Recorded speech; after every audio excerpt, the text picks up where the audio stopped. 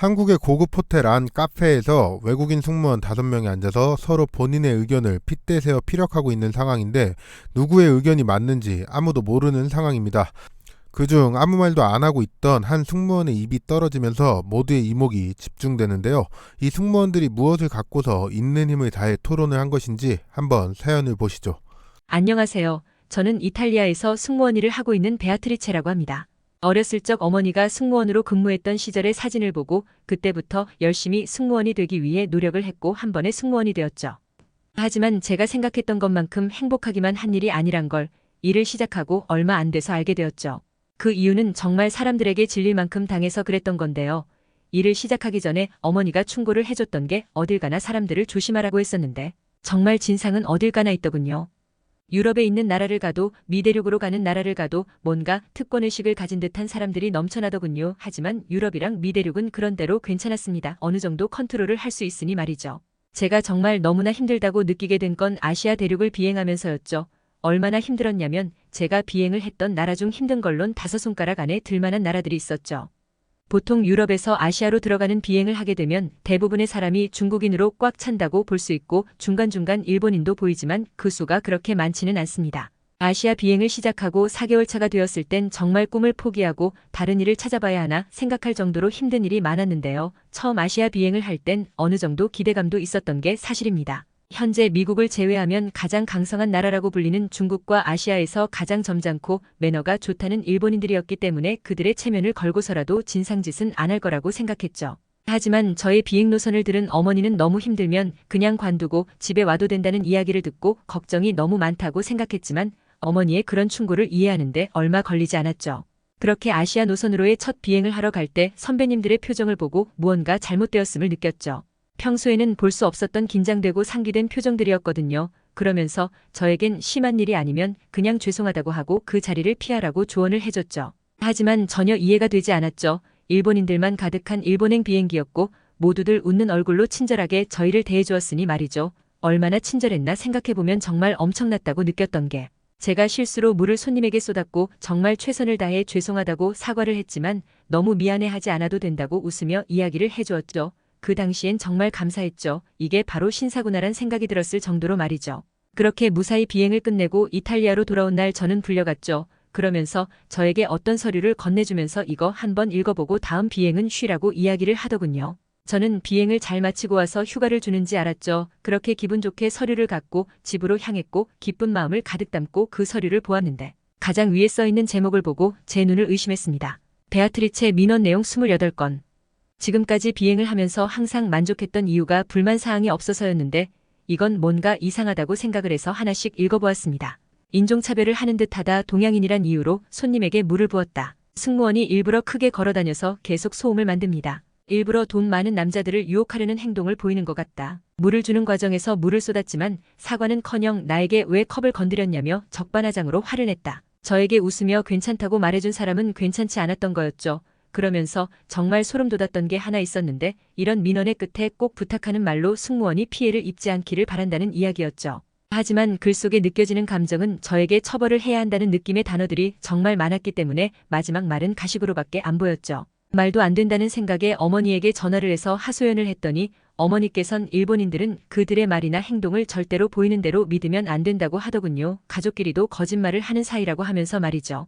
일본인이 많은 비행이면 그냥 무슨 문제가 생겼을 땐 그 사람의 얼굴을 볼 때마다 사과하는 게 그나마 괜찮은 방법이라고 말씀을 해주셨죠. 그러면서 그들이 비행기에 탑승할 때 웃었던 얼굴들이 역겹다는 생각이 들었습니다. 앞과 뒤가 달라도 이렇게 다를 수 있나란 생각이 들었죠. 그 이후 일본행의 비행기를 탈 때는 절대 그들과 무언가를 하기보단 조심히 또 조용히 일이 생기면 거의 무릎 꿇고 사과할 것 같은 느낌으로 행동을 하게 되었죠. 이런 일본 사람들만 상대하기도 벅찼는데 중국 사람들도 절대 만만히 볼 수 없는 진상의 유형들이 많았죠. 앞과 뒤가 다른 일본과는 다른 형태로 진상을 보여줬고 그 상황을 참아내는 게 정말 죽을 정도였습니다. 중국 사람들은 절대 민원을 접수하지 않죠. 그저 저를 미친 듯이 괴롭힐 뿐이었죠.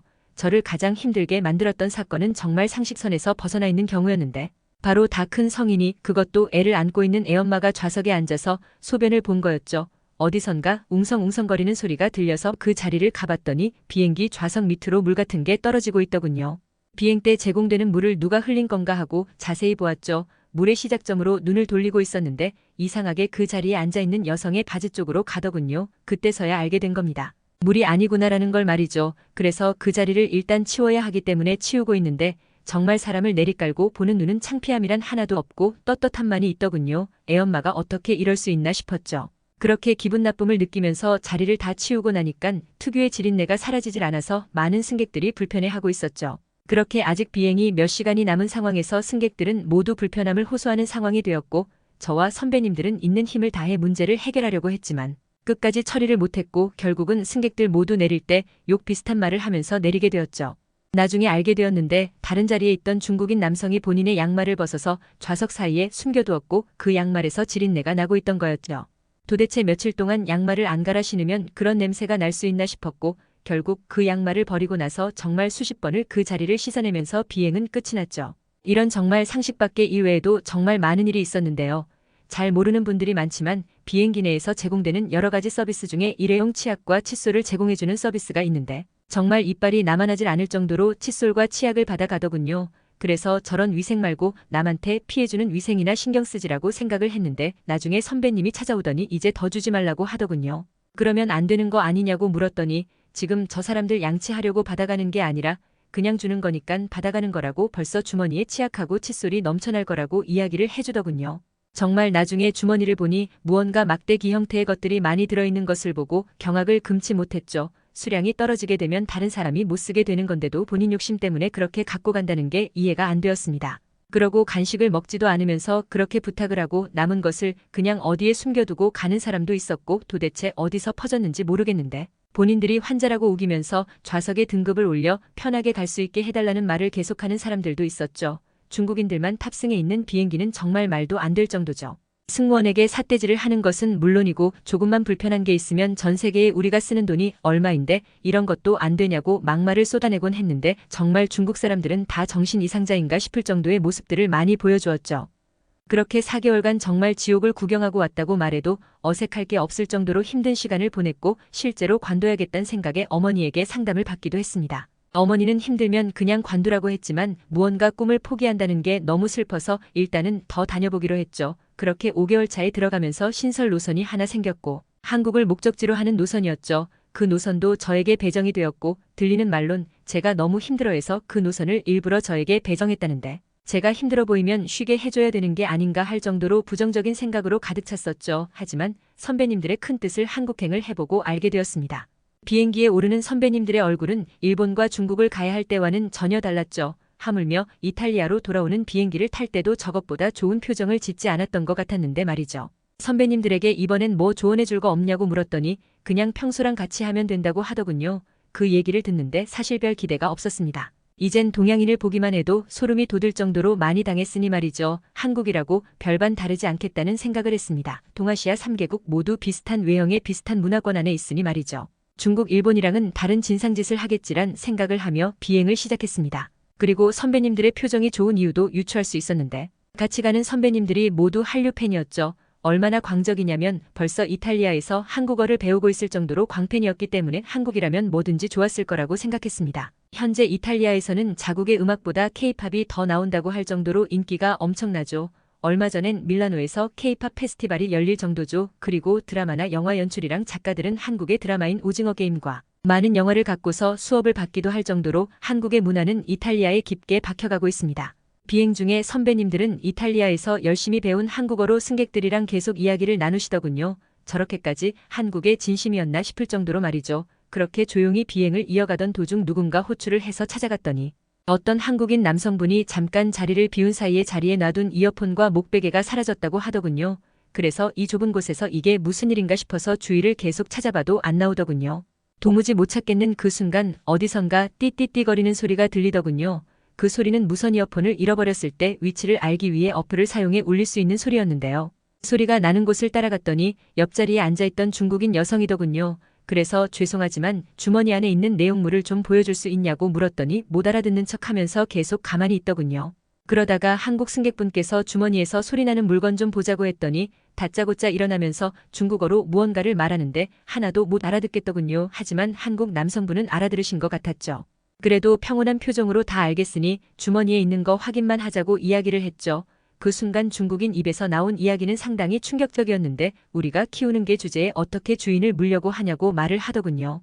그 말을 들은 중국 승객을 제외한 모두가 얼어붙었죠. 어떻게 저렇게까지 무식하고 예의가 없나란 생각을 했고 일이 더 커질 것 같아 제가 몸으로 중국 승객을 막았는데 갑자기 소리를 지르면서 제 뺨을 잇는 힘을 다해 치더군요. 그 순간 정말 무슨 전쟁이라도 난 것처럼 비행기 내부에 있는 모든 중국인들이 하나라도 된 것처럼 무슨 소리를 지르는데 정말 정신이 하나도 없었죠. 결국 기장님까지 나오고 나서야 상황이 마무리되었고 저는 그 한국인 승객을 찾아가서 제대로 상황을 정리하지 못해 곤욕을 치르게 해서 죄송하다고 사과를 하는데 괜찮다고 본인부터 걱정해야 되는 거 아니냐고 맞은 곳은 괜찮냐 하면서 걱정을 해주더군요. 분명히 저보다 화가 더 나도 나야 될 사람이었기에 절대 믿지 않았습니다. 일본 사람들에게 당한 게 있으니 말이죠. 그래서 그 말을 진짜라고 생각하지 않고 연신 죄송하다고 사과를 했죠. 그 모습이 짠해 보였는지 이건 잘못됐네요. 라는 이야기를 하더니 정리된 상황인데도 불구하고 그 중국 여성에게 찾아가더니 한마디 하더군요.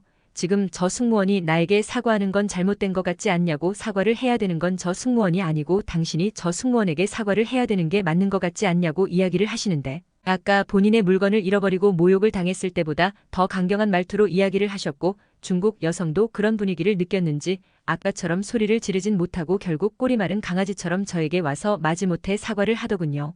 그 순간 억울했었는지 눈물이 나더군요. 그렇게 제자리로 돌아가 계속 눈물을 흘리고 있는데 아까 그 한국 승객분께서 손수건을 하나 건네주고 가시더군요. 그 배려에 정말 더 큰 감동을 느꼈습니다. 그렇게 정신을 다잡고 있는데 뒤에서 계속 무슨 소리가 들려서 봤더니 많은 한국 승객들이 제가 걱정됐는지 본인들이 갖고 있던 간식이나 약 같은 것을 갖고서 가져다 주시는데 다 비행기 내부에 있는 것임에도 불구하고 한국 사람들의 따뜻함이 느껴져서 너무나 큰 감동을 받았죠. 그 이후에 정말 신기하게도 그 중국 승객을 한국 승객들이 무언가 견제를 해주는 듯한 모습을 보이고 저를 계속 감싸주었죠. 그렇게 무사히 도착을 했고 한국 사람들의 따뜻함에 감동을 계속 받고 있는 와중 한국 사람들은 정말 또 놀라운 모습을 보여주었는데 모두가 훈련이 된 것처럼 질서정연하게 본인들의 짐을 챙겨서 내리고 있고 누군가 힘들어하면 묻지도 않고 너무나 당연하다는 듯이 도와주고 어르신들이나 아이들이 무언가 불편함을 겪고 있으면 모두가 달려들어 도와주고 있었죠. 그러다 보니 모든 일이 빨리 정리가 되고 한국인들은 순식간에 다 내리게 되었죠. 아시아 대륙으로 비행을 하면서 이렇게 빨리 승객들이 내리는 건 처음이었죠. 그 와중에 중국 승객들은 자기들 짐 먼저 꺼내겠다고 싸우다가 늦고 어르신들은 짐을 내리질 못해 승무원을 계속 부르고 있고 정말 정신이 하나도 없더군요. 그렇게 한 번에 한국행 비행을 하고 선배님들이 한국을 좋아해서 표정이 좋았던 게 아니라 한국 승객들이 너무나 좋은 사람들이고 일을 할 때 힐링이 되어서 표정이 좋았던 거죠. 그들의 그런 모습에 감동을 받아서 한국어를 배우는 거고 K-팝에 관심을 가진 것도 한국 승객들 덕분이었던 거죠. 그러면서 숙소 카페에 선배님들과 모여서 이야기를 하는데 모두가 본인들이 느낀 최악의 나라와 최고의 나라를 뽑는데 신기하게도 최악의 나라는 여기저기 많이 나오지만 최고의 나라는 신기하게 한국으로 통일이 되었죠. 한국 승객들이 보여주는 배려와 의식은 정말 말도 안 된다고 말이죠. 아이가 울어도 다른 나라 사람들은 승무원을 불러서 제발 애를 조용하게 해달라고 이야기하는 반면에 한국 사람들은 본인들이 나서서 그 아이를 웃긴 표정으로 달래주곤 했고 부부가 아이 케어를 계속 못하자 나이가 꽤 있으신 것 같은 여성 승객이 본인이 잠깐 애를 본다고 하면서 어르고 달래서 잠들게 만드는 경우도 봤다는 본인들의 경험도 이야기해주더군요. 그러면서 중국 사람이 승무원에게 뜨거운 물을 부었던 경험담, 일본 사람들이 승무원들을 성추행하는 경험담 등 정말 말도 안 될 정도로 많은 이야기를 듣게 되었죠. 이런 경험담을 다 듣고 보니 결국 저도 선배님들처럼 한국의 팬이 되었고 이탈리아로 돌아가서 한국어를 배우고 요즘은 한국의 모든 문화를 배우고 있는 중입니다. 오늘 영상은 여기까지입니다. 재밌게 보셨다면 구독과 좋아요 한 번씩 제발 부탁드리겠습니다.